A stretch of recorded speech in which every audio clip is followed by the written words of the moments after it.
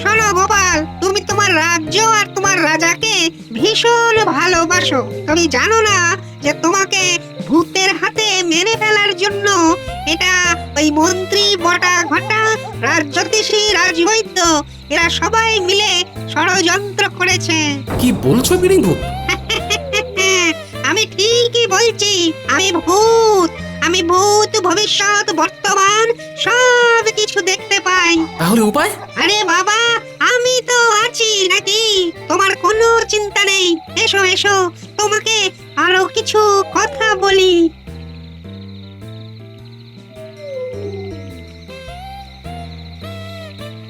যা বললাম তা কিন্তু একদম ভুলবে না। তারপর তোমার ওই বদমাশ মন্ত্রীর 12টা আমি বাজাচ্ছি। না না না না না, তুমি আর কিচ্ছু করবে না। সবটাই যদি তুমি করে দাও তাহলে আমার আর নাম মাহাত্ম কি রইল? মন্ত্রীর শাস্তি আমি দেব। ঠিক আছে ঠিক আছে, তাহলে আমি এবার আসি, টাটা। সবই তোমার ইচ্ছে মা, সবই তোমার ইচ্ছে। এখন পিড়িংভূত যে যে আমার মন্ত্রী, তোমার কত সম্মান। ভারী সম্মান, সম্মানের কাঁটায় আগুন। ওদিকে ভাতটা ভাড়ার নিয়ে কলাটা মূলোটা ঘরে ঢুকাবে। উফ, এ কি মন্ত্রী, কিছু বলছো না যে? হ্যাঁ মানে না মানে তাহলে আর কোনো কথা নয়, আমরা যা সিদ্ধান্ত নিলাম সেই অনুযায়ী কাজ হবে। দীপাবলির 2 দিন ধরে সারা কৃষ্ণনগরে আলো জ্বলবে।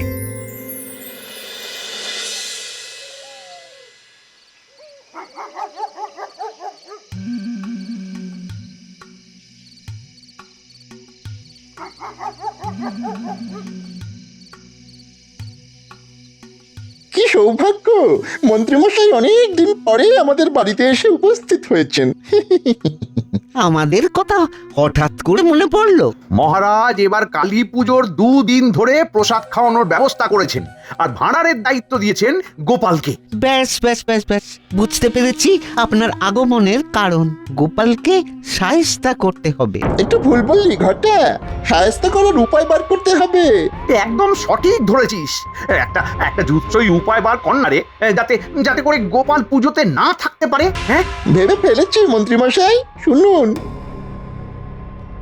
কি, কেমন, ঠিক লাগলো? বাবা বাবা বাবা বাবা, খুব ভালো খুব ভালো, খুব ভালো বলেছিস। এই নে এই নে এই নে, ধর ধর ধর, তোকে খুশি হয়ে 4টে মোহর দিলাম। বুঝলে গিন্নি, এবার দীপাবলিতে দেদার আনন্দ, দেদার মজা।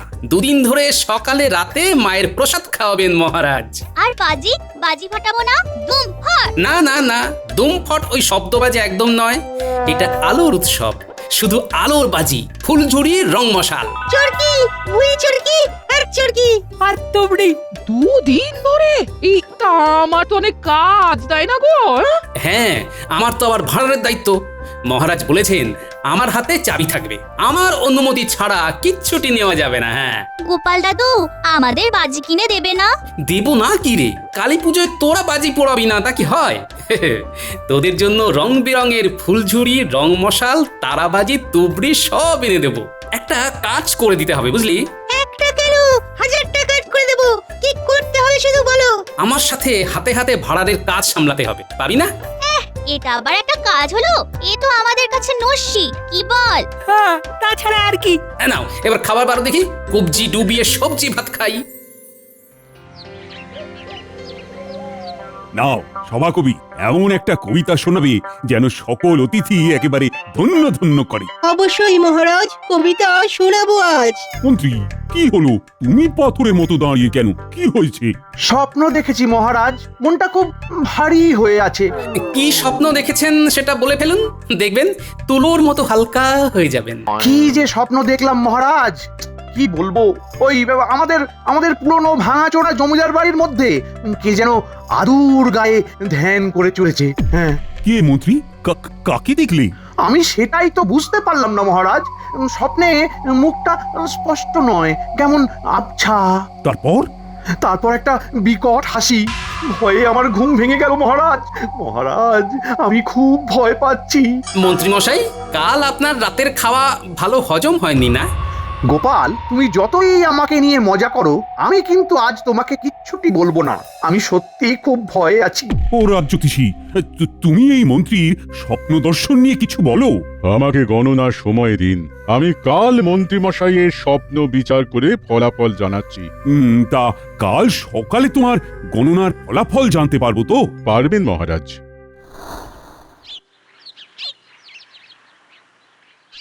বটা খুব ভালো পরিকল্পনাটা দিয়েছে।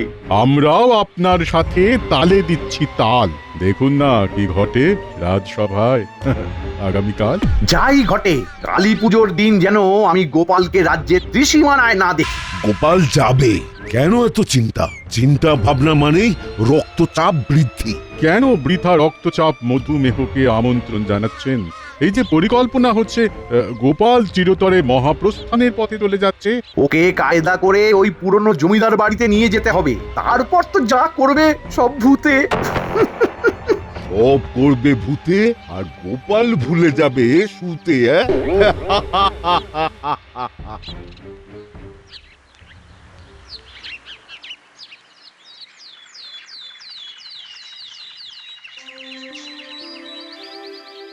রাজ্যতীষী কোথায় গেল?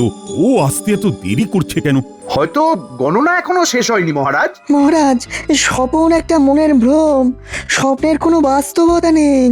তাই আপনি স্বপন নিয়ে দুশ্চিন্তা করবেন না, শান্ত হন। মন্ত্রীমশাই আজও কি স্বপ্ন দেখেছেন? হ্যাঁ গোপাল, আজও সেই একই স্বপ্ন। সর্বনাশ, ভয়ঙ্কর, ভাবতে পারছি না এ কি দেখলাম। উফ, কি হৃদয় বিদারক। কি দেখলে রাজ্যতীষী? খুব কি মন্দ? মহারাজ, মহারাজ, এটা বলতে গিয়ে আমার মৃত্যু যেন হয়ে যায়। রাজ্যতীষী, আপনি বৃথা সময় নষ্ট করছেন।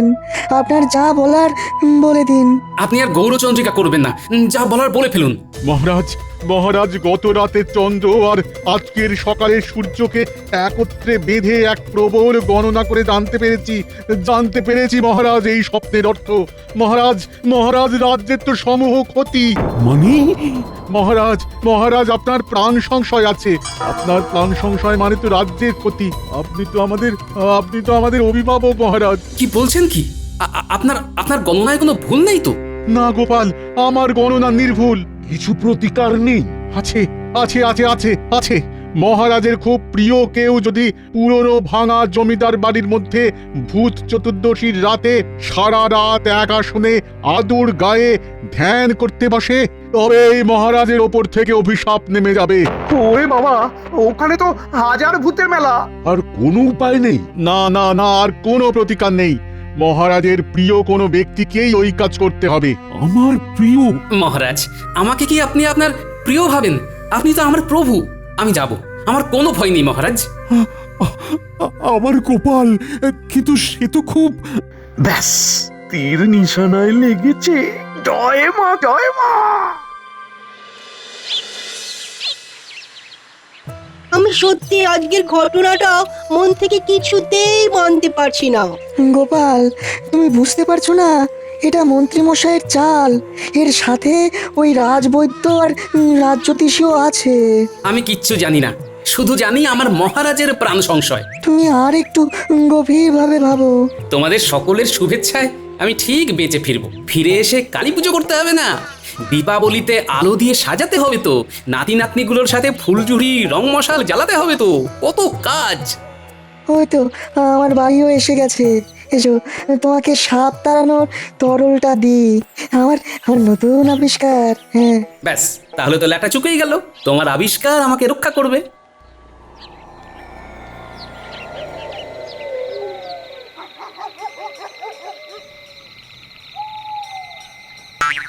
কি গো পিড়িং ভূত, হঠাৎ কি মনে করে? তোমার বিপদ দেখে তোমাকে 3-4টে কথা বলতে এলাম। আমার বিপদ?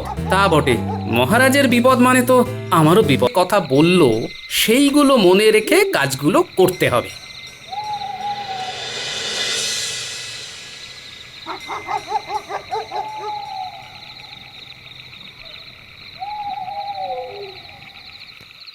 কি গো, এত দেরি হলো? চিন্তা হয় না বুঝি? অনেক কাজ ছিল গিন্নি। চলো চলো চলো, ভেতরে চলো। কি কাজ?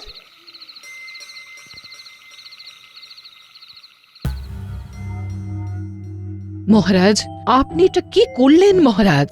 আপনি জেনে শুনে গোপালকে ওই ভূতের প্রাসাদে পাঠাচ্ছেন। ওখানে সাপ ও বিষাক্ত পোকামাকড় থাকবে, আর তারা যদি গোপালের ক্ষতি করে আপনি কি জবাব দিবেন মহারাজ? কিন্তু রানী, রাজ জ্যোতিষীর গণনা সে তো মিথ্যে হবার নয়। আপনি থাকুন আপনার সংস্কার নিয়ে।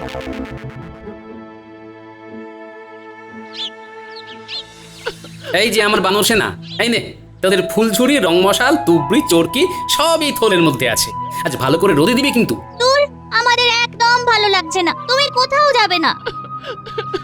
কি নিষ্ঠুর গো, কি নিষ্ঠুর গো তুমি, হ্যাঁ? আমি তোমার কেউ নই না, এটা তোমার কেউ নয়।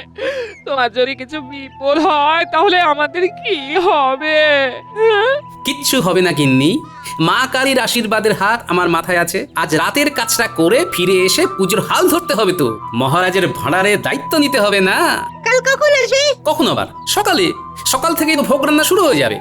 তুমি সত্যি বলছো তো? সত্যি সত্যি সত্যি। তোরা মহারাজের কাছে যা, মহারাজের পাশে দাঁড়া, মহারাজকে বল যাবতীয় ভূত তাড়িয়ে আমাদের দাদু কাল পুজোতে মায়ের মণ্ডপে আসছে।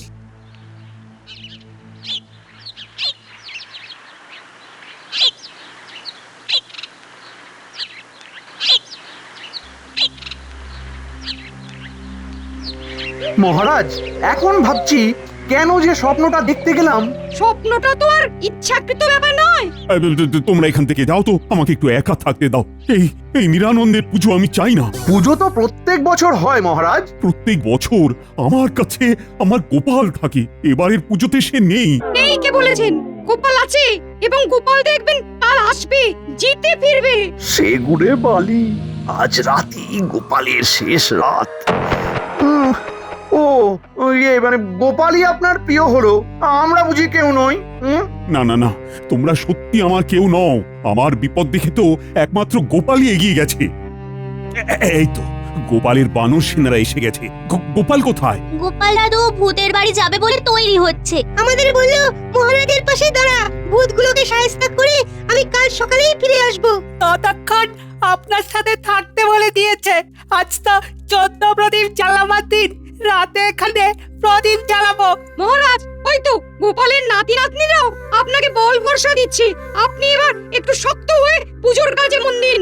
উঁটি ন্যাপলা গুলটে, তোরা সোজা ভাড়ার ঘরে চলে যা। তোদের কাজ ওখানেই, দেখবি কোনো অপচয় যাতে না হয়।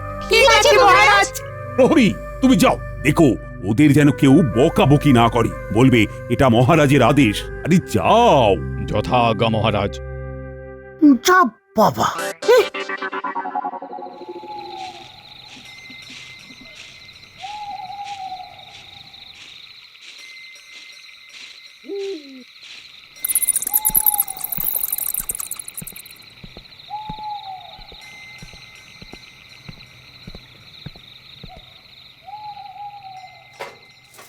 এইবার সাপ তাড়ানোর তরলটা এখানে ঢেলে দিই।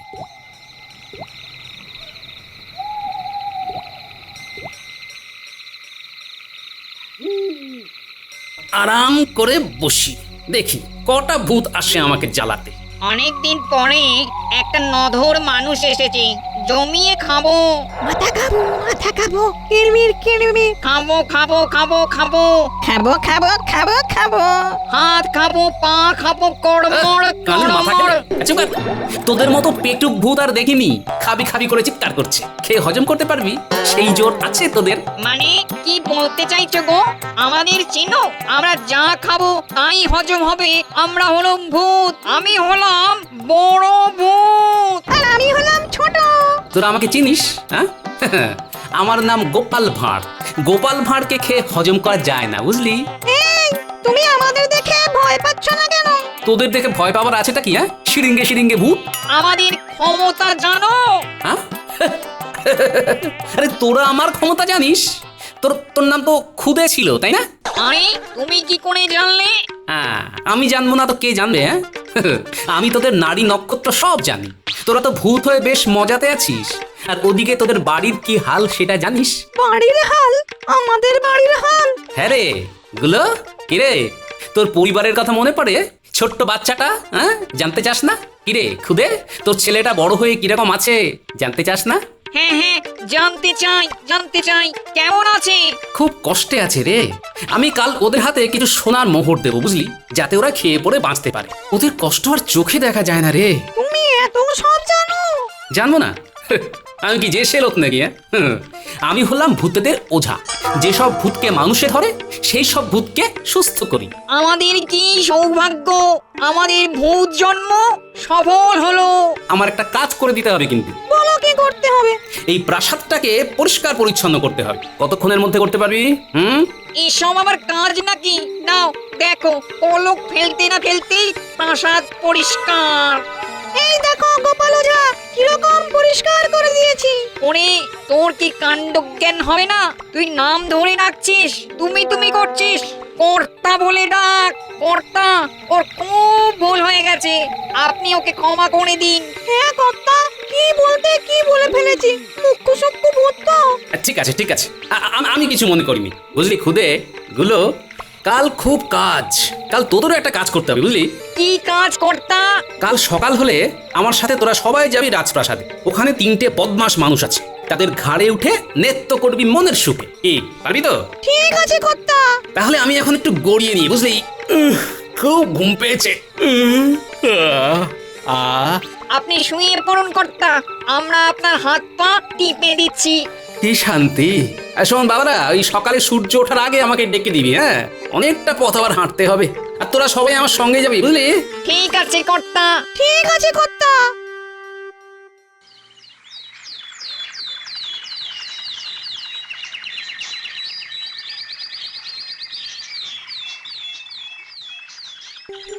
গোপালের কি হলো? এখনো তো এলো না। তবে তবে বোধহয় আর আসবে না। যতই পায়চারি করুন মহারাজ, ভাগ্যে গোপাল নেই। কি ভাবছেন মন্ত্রী মশাই? কিচ্ছু চিন্তা নেই, সব ঠিক আছে।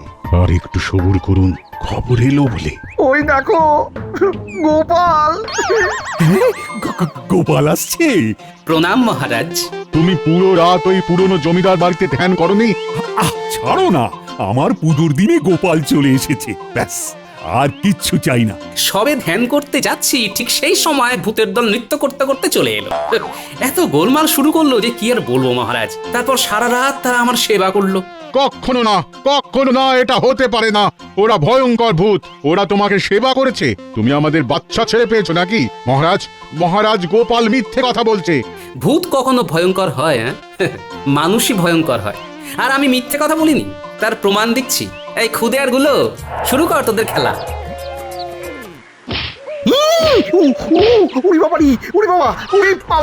সত্যি কথা বলুন, দেখবেন আর কেউ গাঁটটা মারবে না।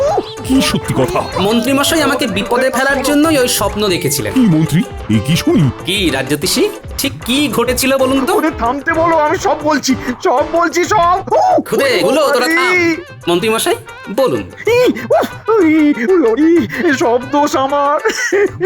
আমি গোপালকে হিংসে করে একদম পৃথিবী থেকে সরাতে চেয়েছিলাম। কি সাংঘাতিক এই মানুষগুলো রে! মানুষের ক্ষতি করে। আমাদের ভূত জন্মই ঠিক আছে, ভূত ভূতের উপরে হিংসা করে না। এর মধ্যে রাজবৈদ্য আর রাজ্যতীষীও আছে। এই 3 জনকে কি শাস্তি দেওয়া যায় বলো দেখি। মহারাজ, এদের একমাত্র শাস্তি গাঁটটা। খুদে আর গুলো, শুরু করো ভাই, গাঁটটাগুলো। রক্ষা করুন মহারাজ। এই বয়সে ভূতের গাঁটটা আর খাওয়াবেন না। দয়া করুন, খুব ভুল হয়ে গেছে। কোনো দয়া নেই, খাও গাঁটটা। একটা আর্জি আছে মহারাজ। এই খুদে আর গুলো আপনার প্রজা। এদের মৃত্যুর পর এদের পরিবারের পাশে কেউ দাঁড়াবার নেই মহারাজ। আজ এই আনন্দের দিনে ওদের হাতে কিছু সোনার মোহর দিলে খুব ভালো হয়। ঠিক আছে, খাজানজিকে বলে তুমি নিয়ে নিও। অনেক ধন্যবাদ মহারাজ। যাও, এবার ভাঁড়ারে দায়িত্ব নাও। যথা আজ্ঞা মহারাজ।